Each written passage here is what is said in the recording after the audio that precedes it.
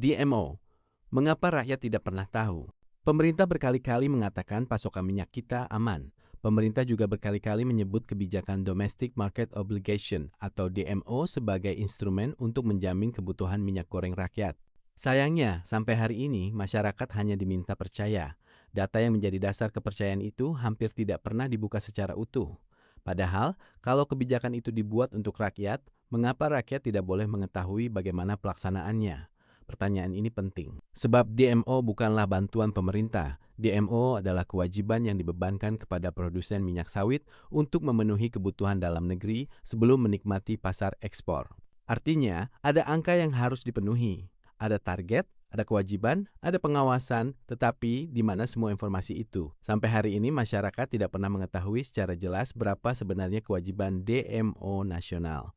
Berapa liter minyak goreng yang wajib disediakan setiap bulan? Apakah jumlah itu cukup memenuhi kebutuhan masyarakat Indonesia? Kalau belum cukup, berapa kekurangannya? Kalau sebenarnya sudah cukup, mengapa minyak kita masih sulit ditemukan? Pertanyaan berikutnya lebih menarik lagi. Berapa kewajiban masing-masing perusahaan? Misalnya, sebuah perusahaan menghasilkan ratusan ribu ton minyak sawit setiap bulan. Berapa persen yang wajib dialokasikan untuk kebutuhan dalam negeri?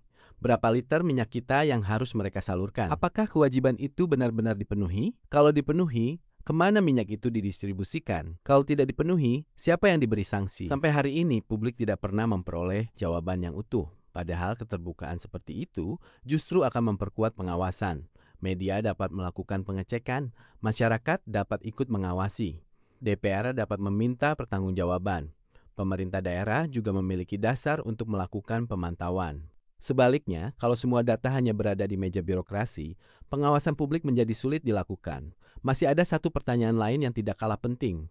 Bagaimana pemerintah memastikan mutu minyak kita? Jangan sampai masyarakat mengira karena harganya lebih murah, kualitasnya juga lebih rendah. Kalau memang standar mutu minyak kita harus setara dengan minyak goreng komersial, tentu pengawasannya juga harus terbuka. Berapa kali pengujian mutu dilakukan? Siapa laboratorium yang menguji? Apakah hasil pengujiannya pernah diumumkan kepada masyarakat? Apakah pernah ditemukan produk yang tidak memenuhi standar? Kalau pernah, siapa produsennya? Apa sanksinya? Transparansi tidak hanya soal jumlah, tetapi juga soal kualitas. Sebab yang dikonsumsi rakyat bukan sekadar minyak goreng. Yang dikonsumsi adalah produk yang seharusnya dijamin keamanan dan mutunya oleh negara. Bagi Sumatera Utara, pertanyaan itu menjadi semakin penting. Provinsi ini dikenal sebagai salah satu sentra perkebunan dan industri sawit nasional.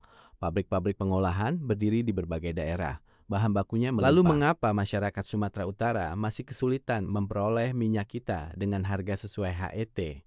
Apakah pasokan DMO untuk Sumatera Utara memang kurang? Ataukah sebenarnya cukup, tetapi distribusinya tidak berjalan sebagaimana mestinya? Kalau pemerintah memiliki datanya, mengapa tidak dibuka? Bukankah keterbukaan justru akan menghilangkan berbagai spekulasi?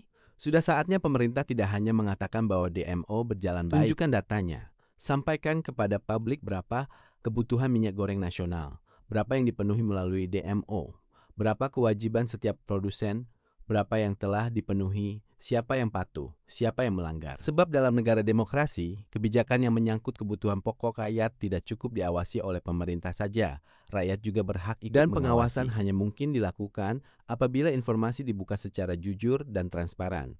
Kalau semua data disimpan rapat, sementara rakyat hanya diminta percaya, maka yang lahir bukan kepercayaan, melainkan kecurigaan. Dan dalam urusan kebutuhan pokok, kecurigaan adalah pertanda bahwa negara belum sepenuhnya berhasil membangun kepercayaan publik.